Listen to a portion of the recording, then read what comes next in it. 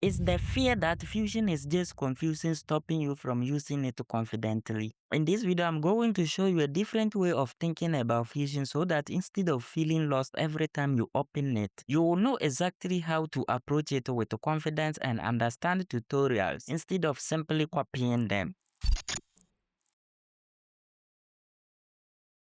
Have you ever opened Fusion and felt completely overwhelmed straight away? You look at it and think, where do I even start? The layers you are used to are gone, the page is almost empty. So you do what almost everyone does. You open YouTube, search for a Fusion tutorial, and now you are staring at boxes, lines, nodes, and somehow they are all supposed to make sense. So you follow it step by step, copy every node, connect every line exactly the way they did, and by the end you've recreated the effect. But when you close the tutorial and try to build something on your own, you realize you still quite don't understand how Fusion actually works. So the next time you want to create another effect, you search for yet another tutorial, and the whole cycle starts again. Then one day you see an amazing animation video on YouTube. You click the tutorial only to realize it was made in After Effects, and almost immediately you think, well, I use Fusion, so I guess this isn't for me. So you close the video and go back to searching for another Fusion tutorial. You start wondering, maybe Fusion just isn't for me. I'm just not smart enough to understand nodes. Maybe this is still too complicated. Fusion is too confusing. If you ever felt that way, I know exactly how you feel because that was me too. For the longest time, I thought Fusion was a completely different program that I would have to learn from scratch. Then by God's grace, I discovered something that completely changed the way I learned Fusion. From that moment on, Fusion finally started making sense. I went from creating simple node trees like this, confidently building and understanding node trees like this. But what was crazy was this. I watched this particular tutorial made in After Effects. Then I applied this way of thinking I'm about to show you and recreated it in Fusion. Then I watched this text animation tutorial made in After Effects. Then I applied the same way of thinking again and rebuilt it in Fusion, and again and again. That's when I realized this way of thinking wasn't just useful for Fusion. It doesn't matter whether the tutorial you are watching was made in After Effects, Fusion, CapCut, Final Cut Pro, or any other software. Because once you understand this, you stop copying tutorials and you start understanding how they are built. I call this way of thinking the backward building. And it all starts with three simple questions. But before we dive deeper into those questions, let's just align on one thing. When you look at these two pages, do you see anything familiar here? You have the media pool, so you can bring your videos and images into your composition. You have the effect, where you can find tools to change the look of your image, just like on the edit page. You have a viewer, where you preview your work, playback controls, so you can play, pause, and move through your composition while you work. You still have an inspector, where you change the settings of a selected tool. You have the keyframes editor, which lets you control your animation. You still have the workspace, where you build your composition, just like you build your edit by arranging clips on the timeline. The difference is that instead of stacking clips on a timeline, you connect nodes together to build your effects. So you see, Fusion isn't as foreign as it first appears. Now that you see it's not completely foreign, let's talk about how you actually get into the Fusion page in the first place. Because depending on your workflow, you might also enter the Fusion page using a Fusion composition, an adjustment clip, or a Fusion clip. We'll cover that in a different video. For now, let's keep things simple and focus on learning how Fusion actually works. I have this particular image here. Let's drag and drop it onto our timeline. And now with the playhead over the image, click this tab and go to the Fusion page. Now this is one of the ways we come to the Fusion page. Here in the Fusion page, you can see we have our media in node and our media out node, and this line is connecting both of them. The media in node is the starting point. It brings your clip or image from the edit page into the Fusion page so you can work on it. The media out node, think of it as a destination. Whatever eventually is connected to this node is what gets sent back to the edit page. So think of them like this. The media in is the entrance. It brings your clip or image from the edit page into the Fusion page, and the media out is the exit. It takes whatever is connected to it back to the edit page. Now that we are inside the Fusion page, let's say we want to decrease the size of this image. So let's apply the backward building. This brings us to the first question. What do you want to do? Anytime you do anything on the Fusion page, ask yourself, what do I want to do? So what do you want? What kind of result do you want? So the first step in the backward building is to define your result. What are you trying to achieve? In other words, define what you want. In this case, we want to decrease the size of the image. Now that we know the result we want, the next question is, which node or combination of nodes can create that result? What node or combination of nodes will give you the result you want? There are several ways to find the answer. The first way is to experiment. Yes, experiment. Start by thinking about the result you want. Then ask yourself, if I were doing this on the edit page, what control or effect would I use? For example, if you want to blur something, you would use a blur effect. So in Fusion, you search for the word blur. If you want something to glow, search for glow. Many Fusion nodes are named after the job they do. So instead of trying to guess the name of the node, search for the word that describes the function you want. In this case, we want to make this image smaller. On the edit page, we would use the transform controls. So in Fusion, we search for transform. In many cases, thinking about the function first will lead you to the right node. Now, how do you search for a node? This toolbar has a number of nodes in categories, but the most common method to get the node is to press Shift space bar, and this select window will pop up. Then type the name of the node you are looking for, or the function or whatever it is you are looking for. Type that. For example, transform. Once it appears, select it and click add, or press enter on your keyboard to add it. Just like this. Sometimes you will find exactly what you are looking for. Sometimes too you won't. But every time you experiment, you will learn more about what each node is designed to do. If you have a little extra time, play around with the node. Adjust the controls in the inspector and see how each one changes the result. If the control is a slider, for example, slide or drag. Which one is correct? Is it drag or slide? Either way, you know what I mean, right?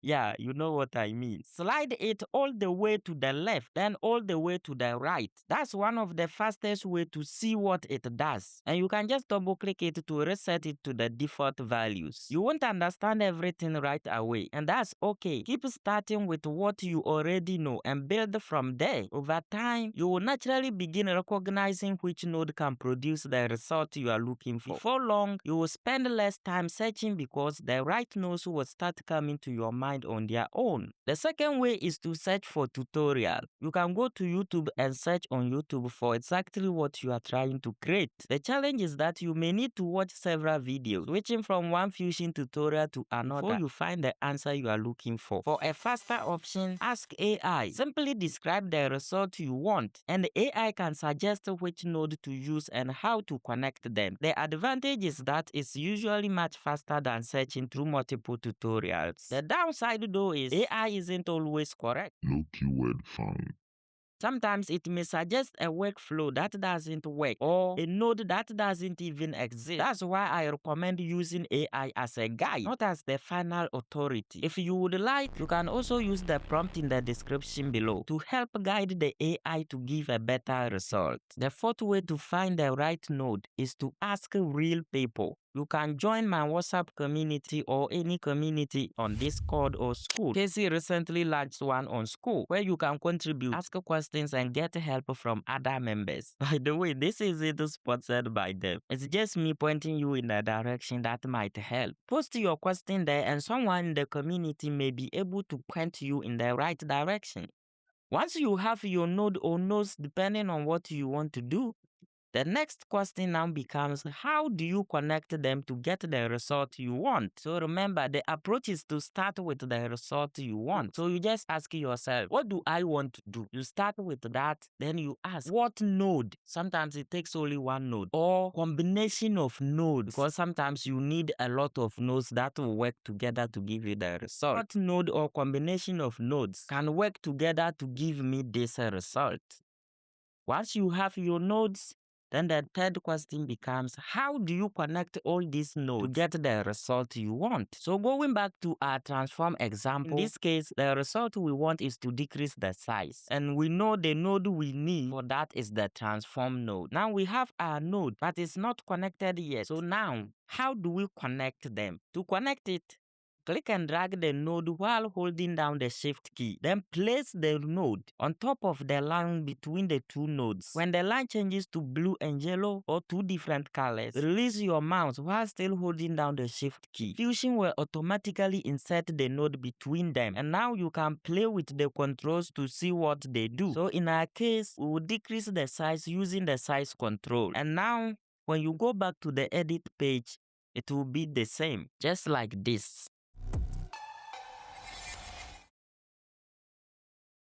Now, let's say we want to add some text. To do that, we can search for text just like we did when we needed a transform node. So we simply press Shift plus space, type text, and add it. How do we connect it? This time, instead of dragging the node onto the line, we will connect it another way. Grab the output of the text node and connect it to the output of the transform node. Fusion will automatically insert a merge node between them like this. Now in the inspector, you can customize the text to get the look you want, just as you would on the edit page.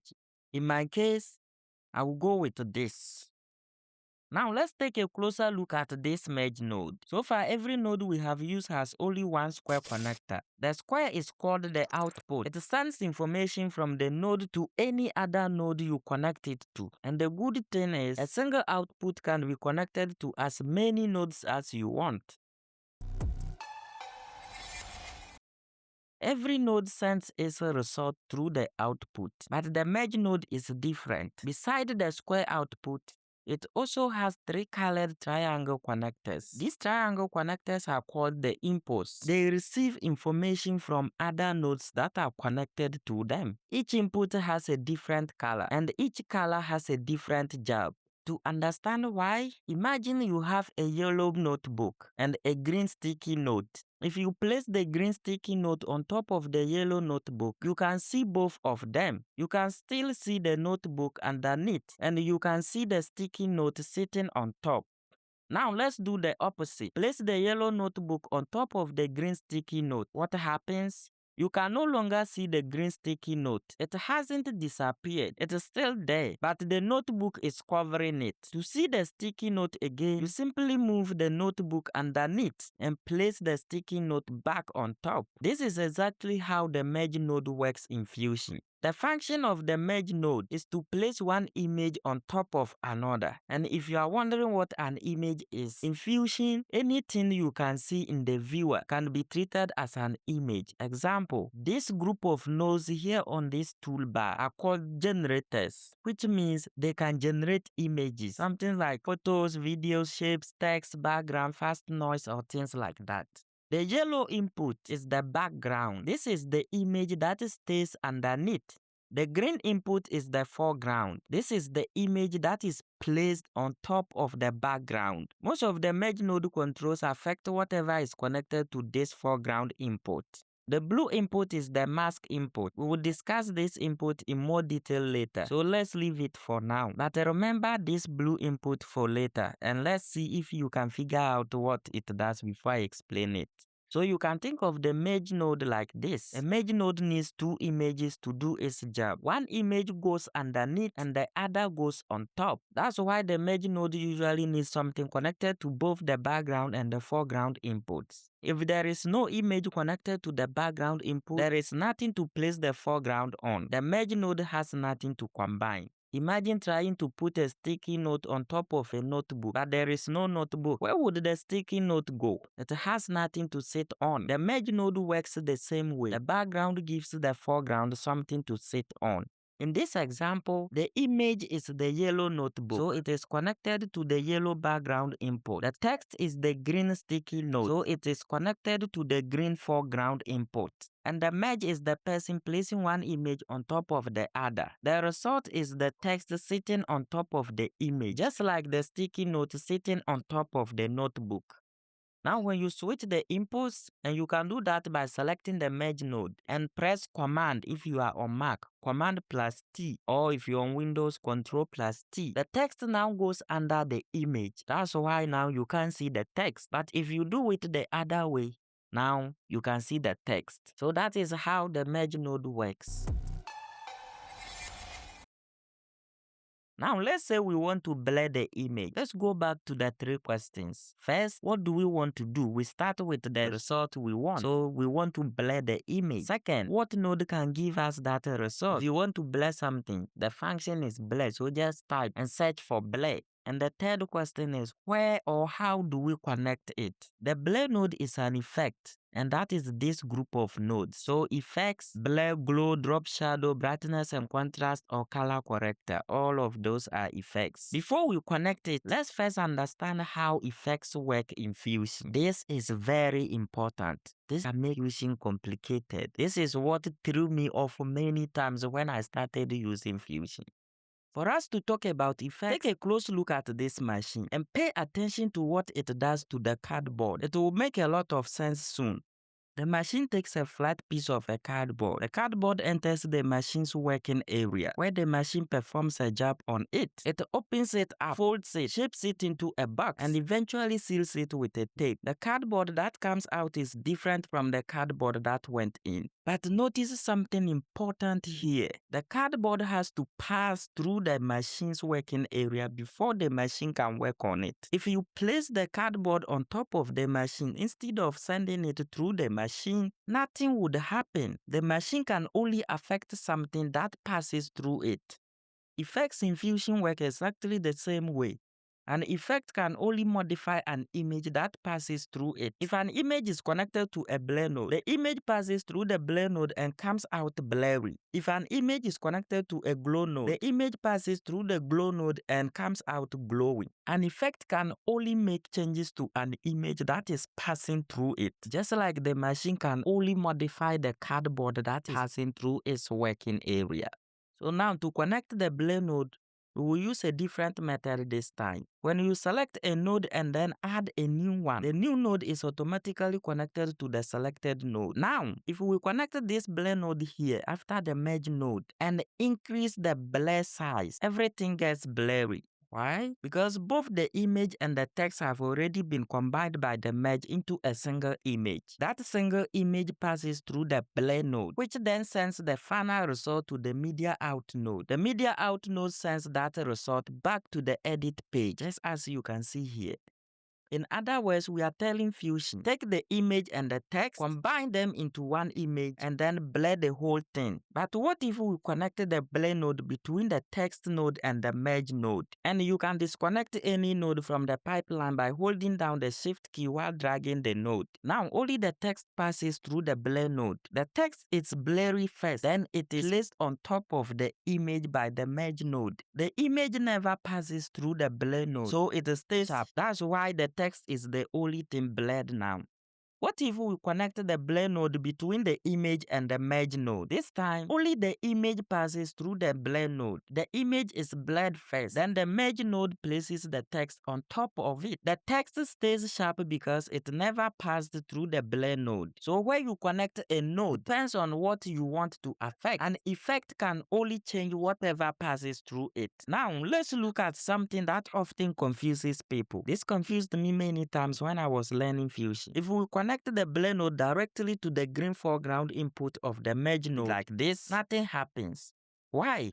Because no image is passing through the blur node. We are only placing the blur on top of the image. But the blur node has nothing to blur because it has no image coming through it. Even if we swap the foreground and the background input using the command or control plus T, it still won't work. We are simply changing which image is on top and which one is underneath. The blur node still isn't receiving any image, so it has nothing to process. This is something to keep in mind whenever you are working in Fusion. If your nodes aren't giving you the result you expect, the first thing you should check is the connections. Most problems happen because a node isn't receiving the information it needs. Now, let's say we want to blur only his face. How do we do that? Do you remember when I said The blue input is the mask input. We will discuss this input in more detail later, so let's leave it for now. But remember this blue input for later, and let's see if you can figure out what it does before I explain it. this is where the blue input comes in? The blue input is where you connect a mask. Speaking of masks, what are they? This group of nodes here are all masks. It can be a rectangle, ellipse, or polygon. Basically any shape. Let's take a look at how they work. A mask tells another node where the effect is allowed to happen. If you don't get it right away, don't worry. To understand how masks work, let's go back to our yellow notebook and the green sticky note example. Now let's take this blue sheet with a circular hole cut into it and place it over the sticky note. Notice what happens? The sticky note hasn't changed. It's still the same square sticky note. But because we are looking through a circular opening, we can only see the part of the sticky note that falls inside that circle. The notebook is still visible and the sticky note is still here, but the circular opening controls which part of the sticky note we are allowed to see. Now let's see how this same idea works in Fusion. Again, the yellow notebook represents our background, the green sticky note represents our foreground, and the blue sheet with the circular cutout represents our mask. Now we want to blur only his face. So let's connect a mask node. For example, this ellipse mask to the blue mask input of the blur node. Notice what happens? The mask limits where the blur node can work. Instead of blurring the entire image, the blur node can now only affect the area defined by the mask. Now in the inspector, you can adjust the mask controls and position the mask anywhere you want. A simple way to think about it is this. If the output of node A is connected to the blue mask input of node B, what you are saying is, hey node B, do your job only inside the area defined by node A. In this example, the text node is acting as the mask and this media in or this image is the node B mask. By connecting the output of the text node to the blue mask input of the image, you are telling the image to do its job only inside the text. That's why the image is only visible in the shape of the text. The image provides the texture or the color, and the text provides the shape or the mask. And that's how you can mask any node using any other node. That's all a mask does. It doesn't create an effect. It controls where an effect happens. Now that you know how backward building works, let's put it into practice. We will use everything we've learned together so far to create a simple light sweep effect like this. So now that we already have our image, let's bring in another effect. Let's say this brightness and contrast node. Then we'll connect it like this. Let's adjust or make any changes to the controls in the inspector, just like this. But as you can see, for now, the brightness and contrast node is affecting the entire image. So to limit its function, yes, you get it correct, we have to use a mask. So in this case, let's use a rectangular mask. So we connect the output of the rectangle to the blue mask input of the brightness and contrast node. And now you can see the brightness and contrast is limited to the area defined by the rectangle. Make sure your rectangle is selected. So in the inspector, you can make any changes or adjust the shape of the rectangle to get the look that you want. In my case, I'll go with this. Now let's animate it. To animate it, go to frame 0, then set a keyframe. Move a few frames forward.